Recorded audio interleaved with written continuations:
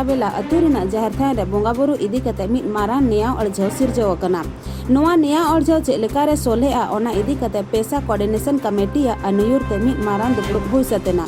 दुपुड़ुब रे चांदा बेला अतुरिन सांतार होड़ को लेजे उनको दो 400 सेरमा लाहा खन जहर थान रे को बोंगा बुरु एदा। मेनखान एटा गांवतारिन होड़ हाली गे आकोरिन बोंगा बुरु थापन कते जहर थान रे को बोंगा बुरु एदा। अतुरिन हड़ाम होड़ को लेजे नोआ गे मेन जे मिट्टंग जहर थान रे बार लेका बोंगा बुरु दो उचित बांग कना। जाव सेदाय खन सांतार गांवतारिन होड़ गे जहर थान रे को बोंगा बुरु को पेरेज उमड़ कोआ।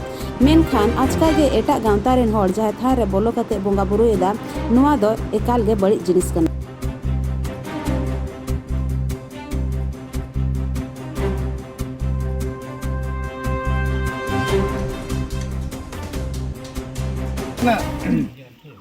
नोआ आले जहर गाड़ इदी कतेत गे अड़ी दिन खनले कोचलन जमोग कना।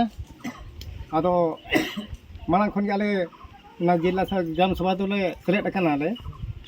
आदो ओना तायम तायम ते छुटो लेन थान गेले नोआ पंडू दादा हले ले थान गे जे नुका नुका आले जहर गाड़ अड़ी समस्या कना आले।